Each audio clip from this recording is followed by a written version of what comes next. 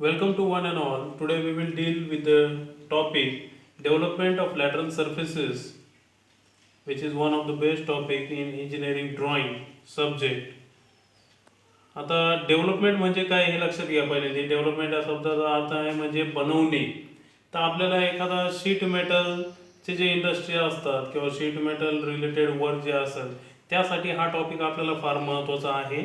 एखादा ऑब्जेक्ट आपल्याला डेव्हलप करायचा आहे. सपोज एक सिंपल ऑब्जेक्ट घेऊ आपण. इथं मी ड्रॉ करतो एक रेक्टँग्युलर प्रिझम आपण दाखवतो इथं. सपोज हा बॉक्स आहे. हा बॉक्स आपल्याला शीट मेटल पासून बनवायचा आहे. मी इथं बॉक्स काढून घेतोय. ओके, हा 3D व्ह्यू दाखवतोय तुम्हाला बॉक्सचा. सपोज हा इथं बॉक्स आहे. आपल्याला याला साईड दिलेली आहे. याचे डायमेन्शन सपोज आपल्याला माहिती आहे. इथं मी याला रफ डायमेन्शन देतोय.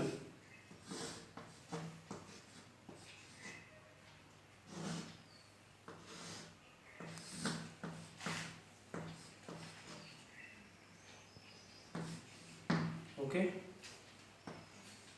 सपोज हा स्क्वेअर प्रिझम आहे. ह्याच्या ह्या सगळ्या ज्या साईड्स आहेत हा स्क्वेअर आहे. सपोज याची ही जी लेंथ आहे ए, हे बेसचे हा बेस ए म्हणजे या बेसच्या साईड जे आहे आणि टॉपच्या साईड जे आहे त्या सारख्या आहे सर्व. आणि ही जी हाईट आहे त्याची एच आलेली. ओके, आपल्याला हा बॉक्स बनवायचा आहे शीट मेटलपासनं. तर शीट मेटलपासनं आपल्याला हा बॉक्स बनवण्यासाठी पहिल्यांदा ते आपल्याला त्या साईजचं कट करावं लागतं. शीट मेटल आपले थिन रोल शीट असतात. तर त्याचं कटिंग कसं करायचं असतं, त्याचं डेव्हलपमेंट कसं करायचं असतं बघा. ज्या वेळेस ह्या बॉक्सला आपण कन्सिडर करायचं का आपला गिफ्ट रॅपर जे आपण पॅक करतो. एखादं गिफ्ट आपण घेतलं त्याला बॉक्स असतो, त्या बॉक्सवर आपण पेपर पॅक करतो.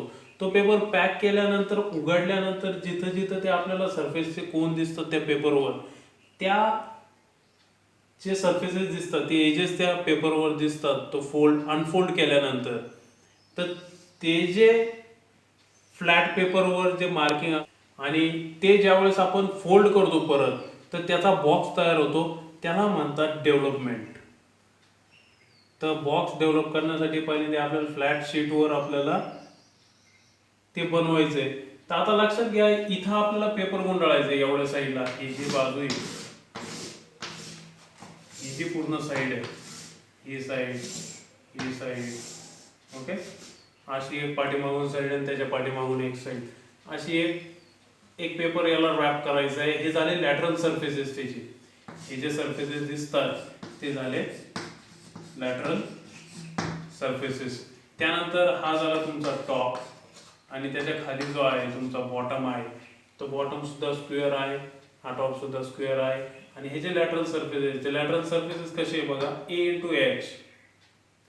ही ए लेंथ याची आणि ही हाईट याची. लक्षात आलं.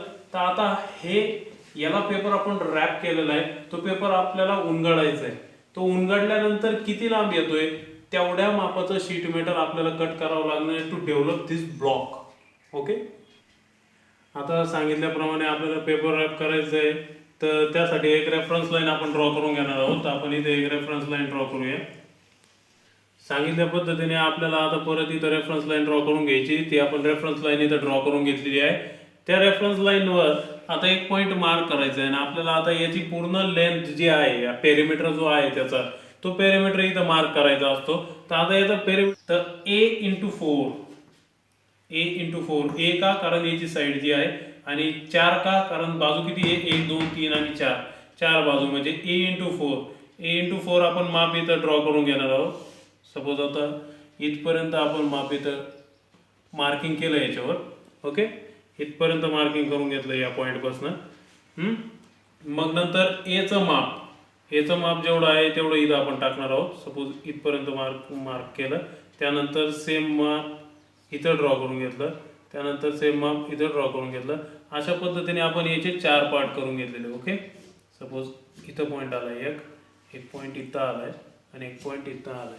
ओके, तर त्याला नेमिंग देऊन घ्यायचंय पहिल्यांदा. 1 2 3 4 आणि हा पॉईंट येतो परत 1. म्हणजे हा जो पेपर येतोय राऊंड, तो परत 1 पॉईंट इथं टच होतोय. लक्षात आलं? इथून जर चालू केला, इथनं जर चालू केला तर असा पेपर येऊन परत इथपर्यंत येतोय. ओके, दिसतंय तुम्हाला सर्वांना इथं? हां. त्यानंतर आता याचा वरचा टॉपचा व्ह्यू तो पण आपण इथं ड्रॉ करून घेणार आहोत. तर याची हाईट जी आहे एच हाईट, तर एच हाईटवर इथून एक परपेंडिक्युलर लाईन ड्रॉ करून घेणार आहोत. तिथं आपण हाईट एच मार्क करणार आहोत. सपोज इथपर्यंत हाईट मार्क करून घेतली. ओके, ही हाईट मार्क केली. तर आता हा ब्लॉक पूर्ण ड्रॉ करून घ्यायचा आहे आपल्याला. तर आपण ब्लॉक ड्रॉ करूया.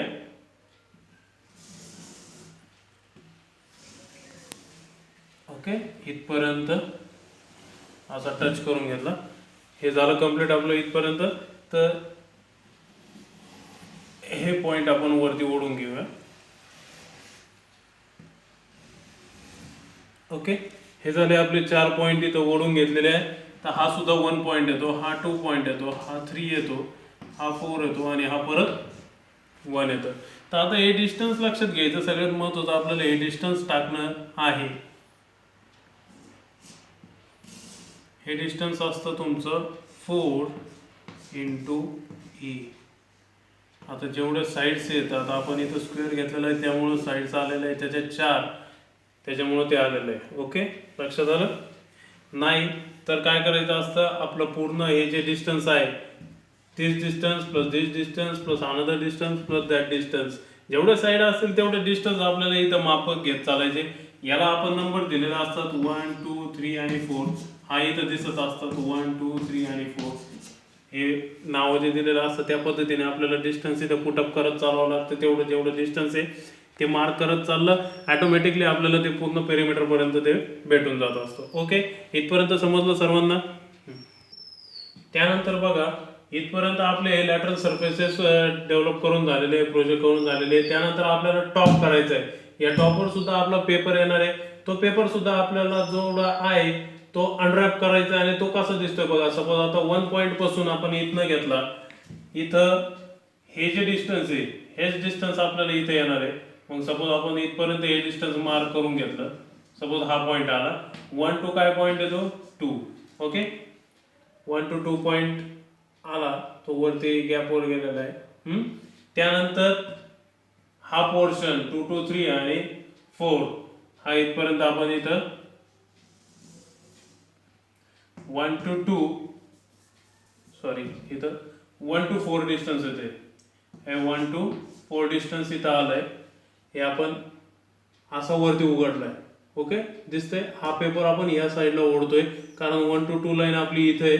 मग वरती कोणता पॉईंट येतोय आपला, याच्यावरती 4 येतोय, तो 4 इथं दाखवलेला आहे.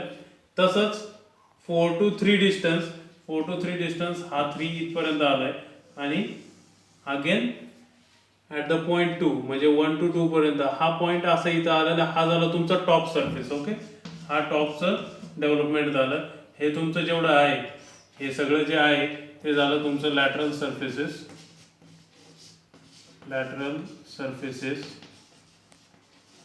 नंतर राहिला बॉटम. तर बॉटम आपल्याला ह्या साईडला घ्यावं लागेल किंवा याच्या खाली घेतलं तरी चालेल. तसंच खालचा पोर्शन 1 to 2 तेवढंच डिस्टन्स 1 to 4 डिस्टन्स घ्यायचा आपल्याला. 1 to 4 इथला बघा, 1 to 4 आपण इथे घेतला. ओके, इथपर्यंत मार्क करून घेतला. याला नाव दिलं आपण 4.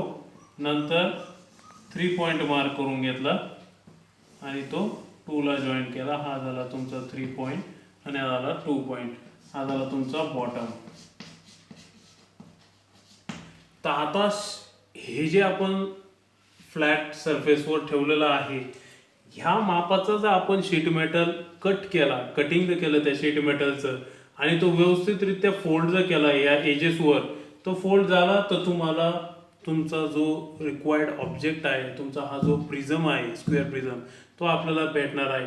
तर ही जी प्रोसेस आपण ज्याला म्हणतो का सरफेस वर पेपर रॅप केलेला आणि तो परत फ्लॅट सरफेसवर ठेवल्यावर कसा दिसतो, त्या प्रोसेसला म्हणतात डेव्हलपमेंट ऑफ सरफेसेस. फक्त लॅटरल सरफेसेस असेल तर त्याला म्हणतात डेव्हलपमेंट ऑफ लॅटरल सरफेसेस. त्याच्या टॉप आणि बॉटम जर घेतला तर तो तुमचा पूर्ण ऑब्जेक्ट कम्प्लीट होतो, त्याला म्हणतात डेव्हलपमेंट ऑफ सरफेसेस. समजलं सर्वांना? तर आता इथं बघा आपण डेव्हलपमेंट एक काढलेलं आहे स्क्वेअर प्रिझमचं. तर आता ॲक्च्युअलमध्ये डेव्हलपमेंट ऑफ सर्फेसेस इंडस्ट्रीमध्ये कुठं कुठं वापरलं जातं, कशासाठी लागतं ते आपण तुम्हाला थोडक्यात सांगतो. तर कोणतंही आर्टिकल तुम्हाला किंवा कोणतंही ऑब्जेक्ट तुम्हाला शीट मेटलपासून बनवायचा असेल तर त्याचं तुम्हाला असं डेव्हलपमेंट करावं लागतं. त्यासाठी हे फार महत्त्वाचं आहे. आणि ज्यावेळेस तुम्ही ब्लँक शीटवर किंवा ज्या शीट मेटलवर असं तुम्ही डेव्हलप करून घ्याल, मार्किंग करून घ्याल आणि नंतर त्याचं कटिंग करावं लागतं. ते कटिंग केल्यानंतर हा जो पोर्शन असतो तुमचा शीट मेटलचा त्याला आपण ब्लँक म्हणतो. आणि ज्यावेळेस तो रिक्वायर्ड शेपमध्ये फोल्ड केला जातो त्याला म्हणतात डेव्हलपमेंट. ओके, तर याचं ॲप्लिकेशन कुठं कुठं आहे बघा, लक्षात घ्या. डक्ट्स तुमचे प्रिपेअर करतात, त्यानंतर तुमचे कंटेनर्स असतात, सिलेंड्रिकल कंटेनर्स, नंतर बॉयलरचा शेल असेल, नंतर फनेल्स असतील, हॉपर्स असेल, बीन्स असतील, चिमनीज, हे सर्व जे शीट मेटलपासून बनवलेले आहेत त्यांच्यासाठी आपल्याला development of surfaces of solids हे महत्त्वाचं आहे. याचं नॉलेज फार महत्त्वाचं आहे. समजलं सर्वांना. त्यानंतर ह्या डेव्हलपमेंटच्या मेथड्स आहेत, आपण त्या मेथड्स एक एक बघूया. पहिली आहे पॅरलल लाईन डेव्हलपमेंट. तर याच्यात पॅरलल लाईन डेव्हलपमेंट बघा, हा जो आपण इथं स्क्वेअर प्रिझम जो ड्रॉ केलेला आहे तर त्या स्क्वेअर प्रिझमच्या जसं आपण इथं डेव्हलपमेंट काढलेले लॅटरल सर्फेसेसचे पॅरलल लाईन मेथड, म्हणजे या लाईन सगळ्या पॅरलल्स आहेत एकमेकाला, या सगळ्या पॅरलल लाईन मेथड झाले, त्याच्यामुळं त्याला म्हणतात पॅरलल लाईन डेव्हलपमेंट. इथं तुम्ही स्क्वेअर प्रिझम घेतला आहे त्याऐवजी दुसरा सर्क्युलर प्रिझम घेतला असेल, की सर्क्युलर प्रिझम म्हणजेच तुमचा सिलेंडर असेल, whatever it is, if it is in the prism form then this method is called as parallel line development method. Okay. Second one is radial line development method.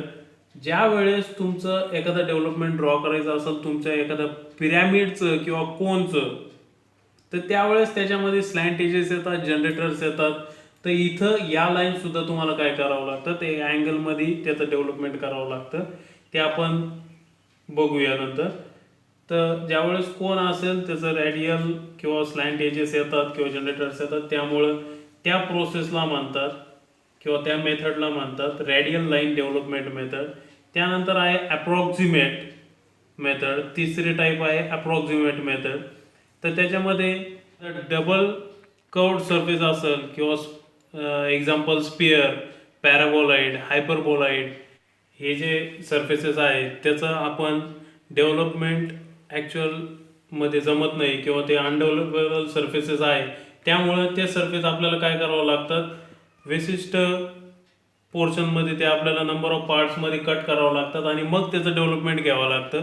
म्हणून या मेथडला म्हणतात approximate development method. समजलं? Okay.